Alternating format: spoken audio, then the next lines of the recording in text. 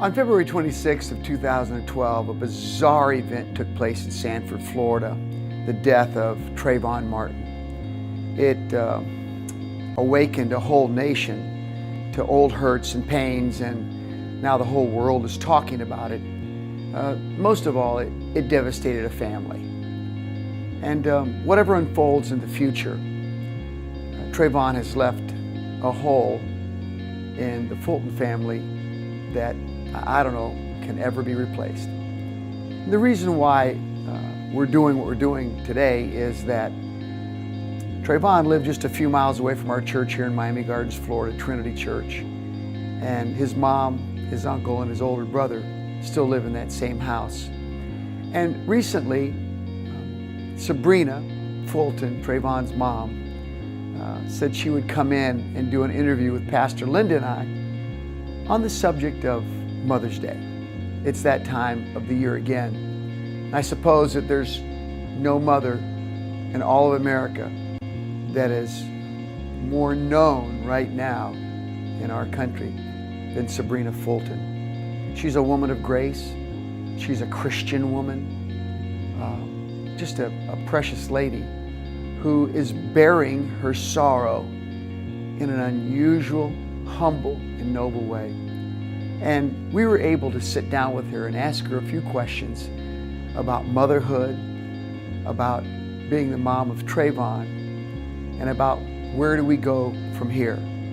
I guess you could say that today, Sybrina Fulton is going to be used of the Lord to comfort those who need comforting.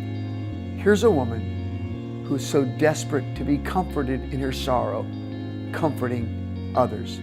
Open your heart now on this Mother's Day celebration as we talk together with Sybrina Fulton.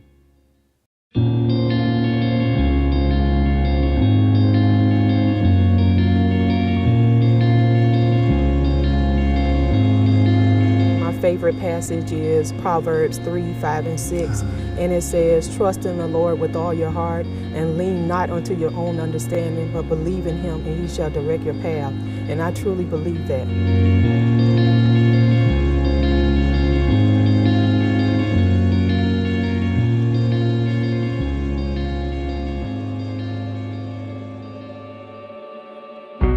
Sybrina, tough times. It just happens to be Mother's Day. And I don't think there's a mother in the whole wide world that's being more talked about at this season than you are, but for reasons that I'm sure that you would never want to be talked about. You know, before we get to any of that, in your estimation, Sybrina, what does being a mother mean? What's that about for you? Being a mother means love. Yeah. You can't substitute love, you know, it just has to be there, and it has to be unconditional. Being a mother means nurturing. It means taking care of someone else as if it was yourself, making someone else happy.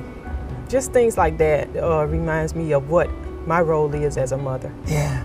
Trayvon was a very happy child. He was a teenager, of course, so he did love the telephone. He loved to listen to music. They asked me one time on one of the interviews what was his favorite movie. He loved the Bad Boys with Will Smith and Martin Lawrence, but he also liked the Ten Commandments. Yeah. So he would watch that. He was very playful. He was a jokester. If you see the pictures of him, he liked the outdoors. He was into sports. So he was just an average teenager. Now you have another son, Javaris, and he's at university, and he's IT. How were they different? Javaris is more of a indoor person. Yeah. Trayvon is more of an outdoor person. Yeah. Trayvon likes to be around a lot of people. Javaris does not. Yeah. He likes to be maybe 2 or 3 people, that's it. Trayvon can be in a room full of people, and everybody would know he was there. Yeah. So those are some of the differences that they have. They both are family guys. They like to be around their family. They like to travel. And those are the things, you know, like movies and going to the mall and things like that, they have in common. Everything reminds me of Trayvon right now.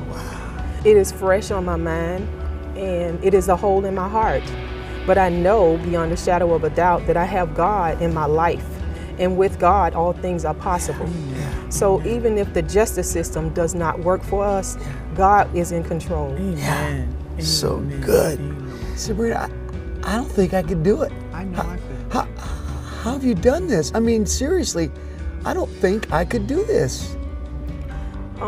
I've heard that before, coming through the airport and the mall and different things like that. And I just truly believe that as an individual, whatever you need to do, your body will switch into gears. You will change positions immediately. What I have done is become a spokesperson for my son. He's not here to speak for himself, so I have to take on the role of speaking for him. So I just truly believe that whatever you need to do, you are going to do it mentally. Your body is going to tell you, this is what I need to do, and that is what you will do.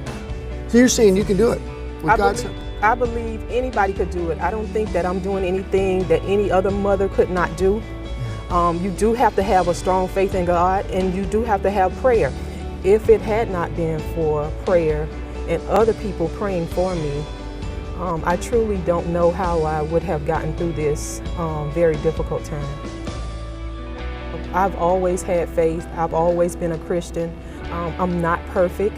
I do make my mistakes. You know, I do have my downfalls. But most importantly, I do have Christ in my life. I just have faith. I just have a deep faith, and I just believe in God. Yeah, so good. There's a passage in 2 Corinthians, and we had talked about this before, and you said, Pastor, let's go with that. And the apostle writes in chapter 1, verse 4, who comforts us, speaking of God the Father, in all our troubles, so that we can comfort those in any trouble with the comfort we ourselves have received from God. I'm so thankful for you today, because no mother could face a bigger trouble than what you faced.